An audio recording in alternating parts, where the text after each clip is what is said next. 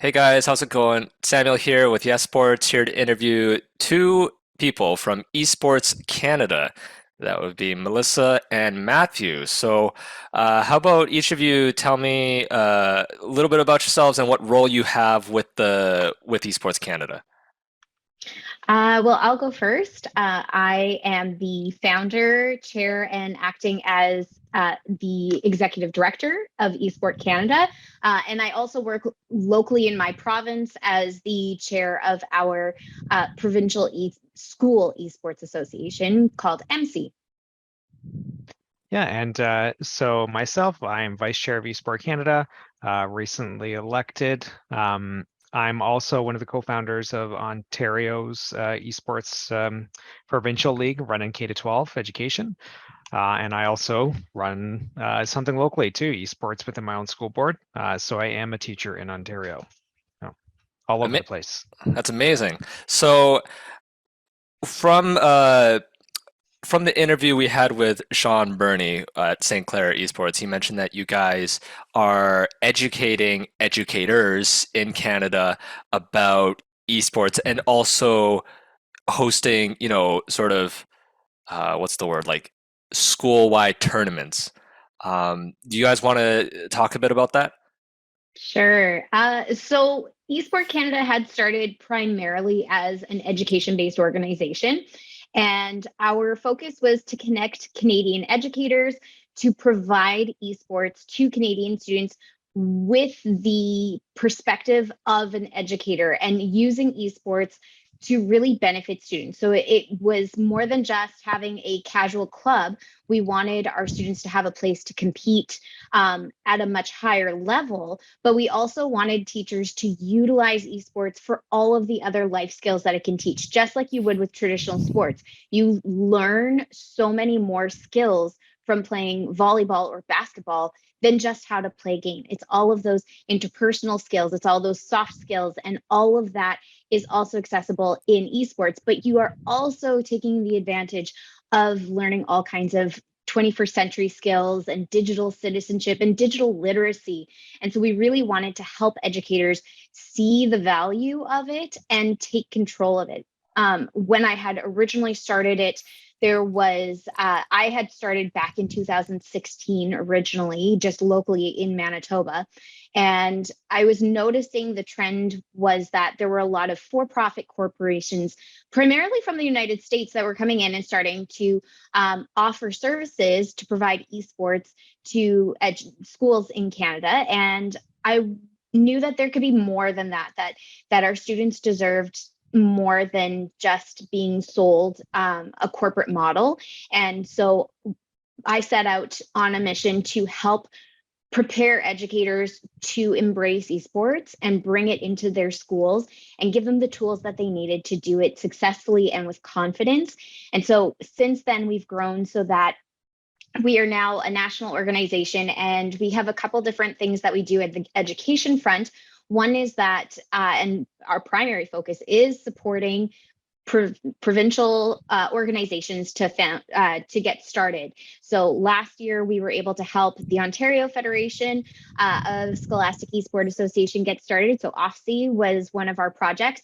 And what we do is we go into the province, we look for educators that represent the entire province. So geographically, but also in terms of diversity of the kinds of schools, the kinds of students that we have across that province, and then facilitate the growth of educator-led organizations, esport organizations. And so we provide them with the tools and the support to keep that local flavor there. So they're supporting their students because they know them. So someone in Manitoba isn't going to know the BC students as well as educators in BC schools. So we want to provide local teachers with the tools they need to be successful.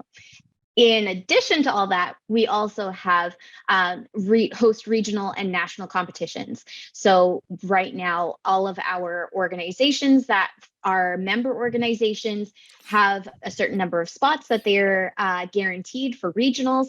And then any of the additional schools, independent schools from other provinces that don't have an associated provincial organization, then they will be able to play in regional opens to qualify into Western and Eastern regionals, and then hopefully earn a spot to nationals. And that's what we do in the esport or in the education realm of things. We've expanded since then. Right, right. So, going back to what you said on, being involved in esports and competing in esports builds, real life skills, just as, with any other sport. When I was, like in high school and trying to pitch that to people that I know, they basically just sort of gave me a funny look and said, "You're just trying to justify your gaming addiction." Like this is like, Is that really a problem? So I want to hear like, just give me like a summary of the pitch you Yeah. give these educators. Like, how do you sell it to them? What do you say? Yeah, this is a really easy one because I do it like pretty much every single day. Um, our students are gamers. The statistics shows 97% of 13 to 18-year-olds are playing daily. So they're going to game whether you bring it to school or not. This is your opportunity to flip the script and allow them to make mistakes in a safe environment and change the way the conversation ends. If we really want to change the landscape of digital interactions, we have to prepare our students with those skills. And the only way they learn it is if we give them the opportunity to do it at school. Yeah, and I can add a little bit to that. As educators, we always try to build a trust with our students. A lot of the times we talk about the fact that, how are you supposed to actually engage students in learning if there's no relationship or some kind of level of trust there? It's kind of like somebody walking in and just believing a stranger at their word, right? The reality is, there's a high percentage of gamers out there. So why not engage at something, meet them where they are, right? Right, right. And Sean mentioned that you guys are now starting to work at the university level. Um, he mentioned that this was particularly important because uh,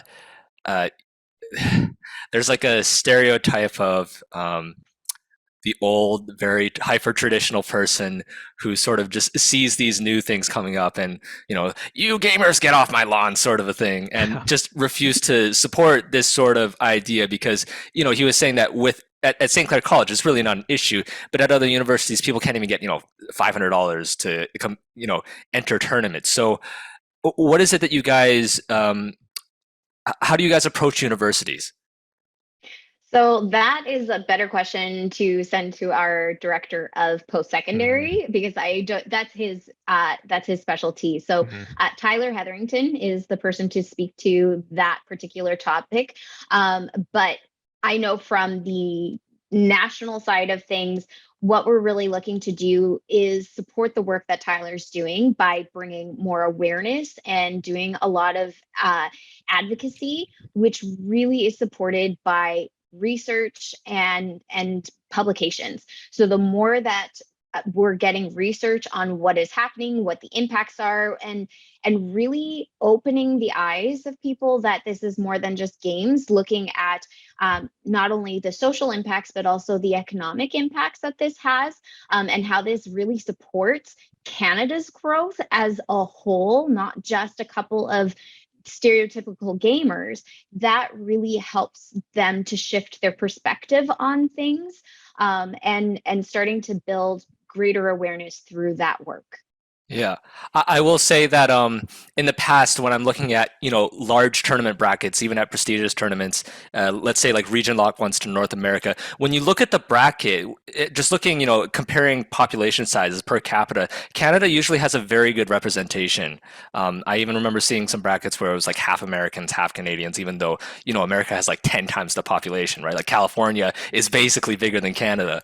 So I think we're doing something right, and I think you guys are really on the right track to uh, push that even more. So in regards to like gaming and you know clubs in school, I feel like esports is a tricky one because when you have sports, you don't have the sports club.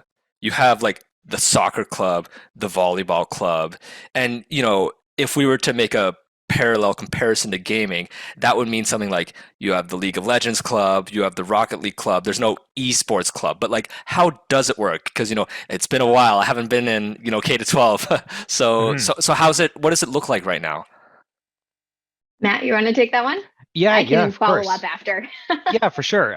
So it's funny because we were just talking about this at a conference, a couple days ago.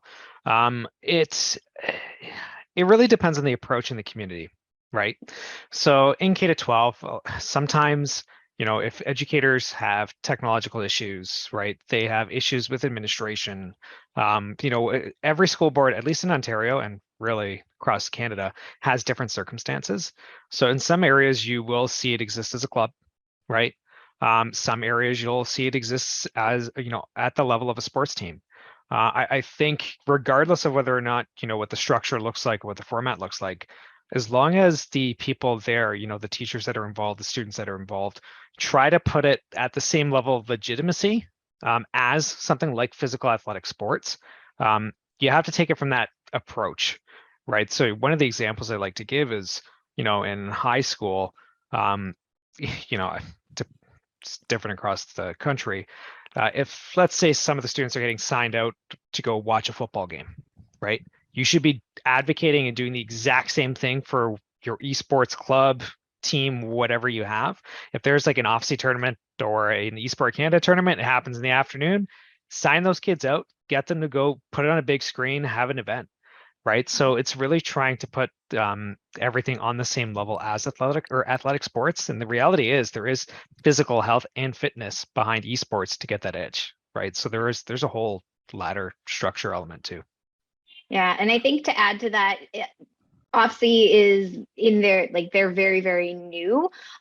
Manitoba is a little bit more established, so we've had a bit more years of advocacy behind the work that we've done. So in Manitoba, there are still some more conservative school districts that are using more of that club-based approach, but we are seeing more and more here in Manitoba that shift towards schools and school districts that are showing under the athletics tab, they'll have sports and esports. And so you will actually have that as an option.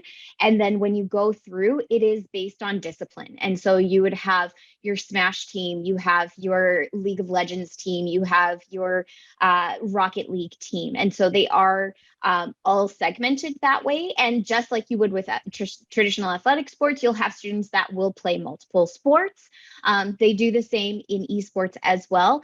And an interesting conversation that I've had, especially with looking at some of the folks who have done scouting for post-secondary scholarships and such, is that we asked specifically, it was actually Dan Rollo, one of our, he's our CFO, had asked a really interesting question. He asked, does it make more sense for our students in high school and middle school to be specializing in a particular esport, or should they be playing lots of different sports? Because we've been having this conversation of like how much time and effort should they spend in one particular activity? And the answer that came back from the post-secondary was just like traditional sports. And this is the particular opinion of two college scouts, but that just like traditional sports, the more well-versed they are in games in general, they have time to specialize a little bit more later on.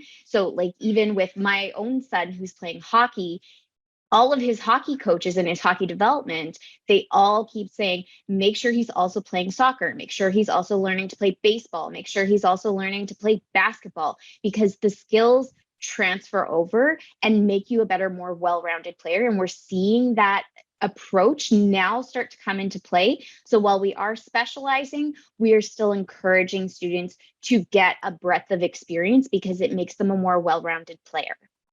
I see. Okay. As you guys are explaining, all these questions are popping up in my head. This is great. So, Matt, I want to ask you, Mhm. you mentioned, just to get this clear, are you saying that if there's like an Esports Canada event on, people can take time out of class to go watch a competition? Well, it's in K to 12, it's really up to, the local school, right? So, But it so happens. Oh, of course. Like, why not? Okay. Absolutely. Um, Yeah. like we really try, at least with Esport Canada and obviously we try to be considerate of the fact that teachers are teaching during the school day. So we do try to time a lot of the stuff later on, so they don't have to choose between, teaching their English class or whatever their curriculum is versus something else.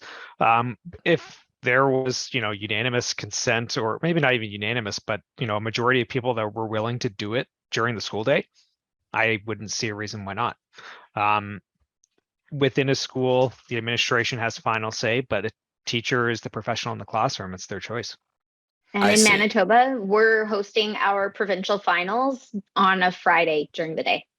So There you all of go. those students get released along with their teachers, and a bunch of the schools are like sending like cheer squads, basically, just like you Hmm. would for a traditional athletic event. Holy crap. Okay. Yeah. And Matt, you also mentioned the physical health benefits to esports. Can you get into that a bit? Yeah, it's funny because I'm kind of echoing a little bit of what a colleague, Blaise Patterson mentions. He always likes to talk about social emotional and health and physical.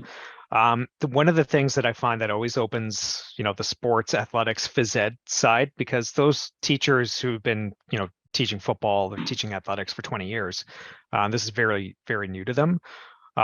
Once they see that, these players, in order to get an edge, like athletic players and athletic sports, they have to watch their diet, food, nutrition, right? How many times do we see kids down, or sorry, not kids, but teenagers downing like Red Bulls, right? Well, like moderation, they need to be taught nutrition, proper sleeping patterns. They have to get their full sleep. Um, Stretches, the rest exercises, rest, preventing injury.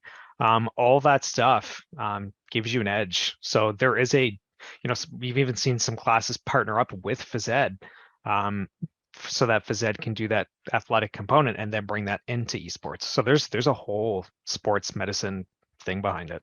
I Yeah, see. so the sports medicine approach that we've been taking here in some of the programs in Manitoba is that we have been pairing with our athletics programs. And the reason behind it is that, particularly for the cardiovascular component of it, is that when you're in the middle of a game and all of a sudden your adrenaline starts pumping like crazy, the more attuned your body is to those kinds of experiences, the more able you will be to control your breathing, lower that heart rate, and in effect, be able to control your response and improve your gameplay.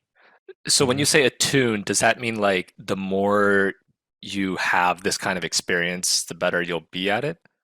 Absolutely. Mhm. Like, for example, like I myself am a distance runner. And so when I was just starting out and figuring out how to do it, running a 5K can be really, really challenging because your body's learning how to regulate the breathing, and the whole circulatory system is learning how to become more efficient and effective. And so whenever you are putting yourself in a high adrenaline situation, your heart starts racing. That's a natural physiological side effect. So now all of a sudden, once you've actually introduced that physical component to your training, you are now able to bring that heart rate down and have some control over your reflexes, better control over your reflexes, because you've trained it. Mhm. You're not able, if whatever you do in training is what's going to come out in game day. And so that's what you really want to do. And so when you know that adrenaline is going to be really high, how are you going to preemptively train your circulatory system to be at its peak performance? I see. And there was a gosh, when you were talking, there was a question I had as well, but Lost it. it's yeah, I've lost it now.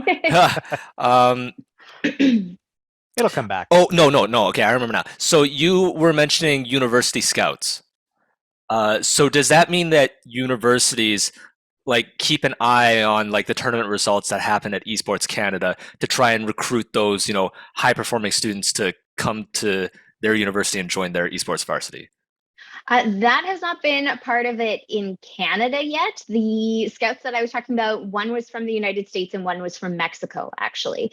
And so that was part of, we are the national affiliates of NASEF, the North American Scholastic Esport Federation. And so through one of the conversations with all of North America, that's where that conversation came about. I see. So Yeah. yes to everything I just said, except the people aren't for the scouts aren't trying to get people into Canadian universities. They're trying to get them into American or Mexican universities. I wouldn't say that. That particular comment came from that conversation with American and Mexicans. However, we are now building our post secondary, so that relationship has yet to be established. I see. Okay. And with these tournaments, so these tournaments they have cash prizes, right? Like the school based tournaments? Yeah, the Esports Canada tournaments that are No, being run. No, no, okay. Not in K So to 12. We no. K to 12 is very, very what's the word? Very restricted, right? Yeah. So there are so many different financial rules, gifting rules okay. legally that have to be followed. So any cash prize whatsoever in K to 12 is challenging. I Yeah. see. So what are what are people winning? Like if they won, like nationals or at the provincial level. It depends on which competition it is. It could be certificates, banners. I know OFSI had a pretty sweet championship belt that they gave out It was for pretty the cool. League of Legends. It was pretty sick. Mhm. Cups, that kind of thing. Yeah. I see, I see. So uh, with the regional competitions, when you guys advertise, about how many people, like what kind of sign up turnout do you guys receive? Well, we're still in our infancy, I would say, because we started in January Mhm. of 2020. So Recent. During that COVID. yeah, during Okay, yeah. COVID. Mhm. So yeah, so lots of growth has happened since then. But in terms of provincial response, our first year we had 5 provinces that were competing with us, and our second year, because the first year was the 2019-2020 school year, and then last year was the 2020-2021 school year. And then so the last school year we had 7 provinces that competed with us. I see. And I have the suspicion that you guys are on the brink of just exponentially exploding with We hope. participation. Yeah, yeah. Yeah, I think for sure. I think that's what we're kind of expecting, yeah. given, the scholastic space and K to 12 space and how many things have just happened literally just in the last 6 months. Yes. That's really going to drive growth. Yeah, Right. So, absolutely. how do you guys decide on which titles to run? Like, I know, for example, that Riot really controls League of Legends. Mhm. So, how do you guys work around those sort of things? So there are a number of factors that go into the titles that we choose. One is having those relationships with the developers themselves and really making sure that we are following their regulations in terms of what is allowed for competition. But the bigger thing is looking at our students. What is going to bring value to our students? What is appropriate for our students? Because in a scholastic school based setting, we even though Valorant, for example, is an exceptionally popular title, it's not one that we can offer in schools at this time. And so that's where we lean on our community based partners. So there are a lot of community organizations across the country, and they're the ones that are able to offer those kinds of more mature titles. So we look at ESRB ratings, we look at terms of service and privacy policies because we need to ensure that student data is protected when we are offering games. And we make sure that we are also looking at the competition regulations as well. Mhm. Right. And S- maybe I can add just one other point to Of that as course. well that Yeah. I like to bring up. So, we were actually most recently going through, both of our title offerings at Esports Canada and OFSI and the other provincial orgs. Another thing that really comes to play too is that we try to make it as accessible as possible. Because Yes. in K to 12, we see very different demographics, economically, situationally across the country. So if we can choose titles that are as low barrier as possible, something that you can run on an Xbox 360 like Rocket League, that is one of the things we heavily consider too when we're looking at our titles. Yeah. And also looking at how can we offer some of our titles, like not only the free to play, but as cross-platform as possible, as Matt was saying. So like one of the titles that we're offering for middle school this year is Pokemon Unite. And the reason that Pokemon Unite is such a great title is that a lot of schools are willing to pick up a Nintendo Switch, which is really great. But also students can play from a tablet. They can play from a smartphone. And so that makes it a lot more accessible. And so we've been using that as an opportunity for some of our schools in higher needs areas so that they have access to these games as well, where they don't necessarily have the funding for a Nintendo Switch.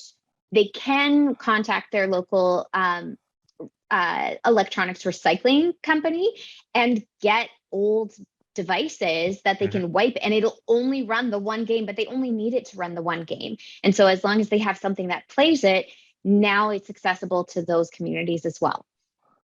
That is a fantastic idea. I was just about to ask, because when you mentioned that, I was like, I just had this image in my head of like 20 kids trying to run to the sign out room to get out the one Nintendo Switch that the school has to offer. But no, that sounds amazing. So in regards to facilities, do you guys provide any sort of financial support to schools that are like, because like when you walk into a gym, there's like the barbell, there's the thing you use. I don't know the names of all the workout equipment, but like they have all these expensive sort of things that you need to work out with.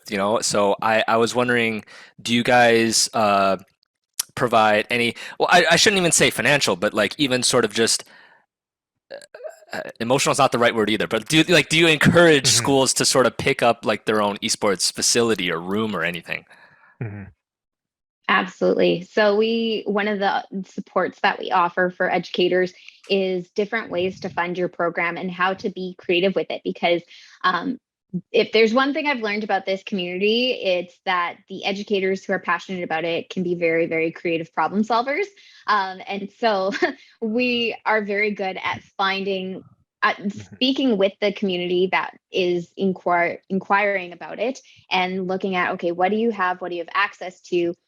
Here are some different options you can look into. Here are some different possibilities, and find what works for them. So even in terms of schools that say, yes, you can have a program, but our networks are locked and you can't play from school. So looking at how do we set them up for success to play remote from home, where the teacher is in a call with all of their students and they're able to still compete and play and practice as a team. And so we look at not just what the obstacle is, but what are some different possibilities and solutions to it. And in classic nature, one other thing I can add as well is that, especially in the provincial leagues, we really try to help educators with facilitating conversations with their administrators. Right. So a lot of the times, at least in publicly funded schools, sometimes it's a conversation and the teacher might actually be afraid to approach their principal, vice principal, school board, or find creative ways. So like a lot of the times there's funding through STEM initiatives or STEAM initiatives within school boards. Right. So it's trying to help those teachers and put them in the position where they can have those conversations with the people that are the decision makers. Yeah. Right. So this might be a little off topic. I'm actually not entirely sure what I'm talking about in this topic, so maybe you guys can help me a little bit with this. But one thing that's still missing in esports in general is a union. And in regards to how things are working in Canada, um, like what kind of protection this might not even be necessarily education related, but like what kind of support is being considered? Well, we're doing a lot of advocacy in a lot of different areas, and our focus right now in these early stages is very much on supporting local communities, and that can mean looking at protection as well.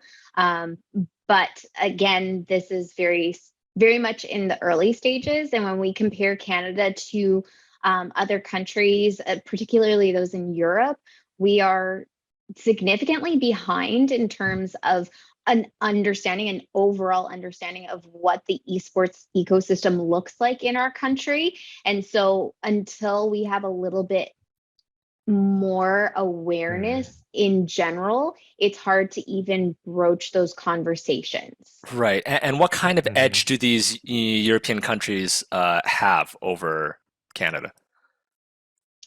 Years of experience, greater awareness, greater support, and legislation.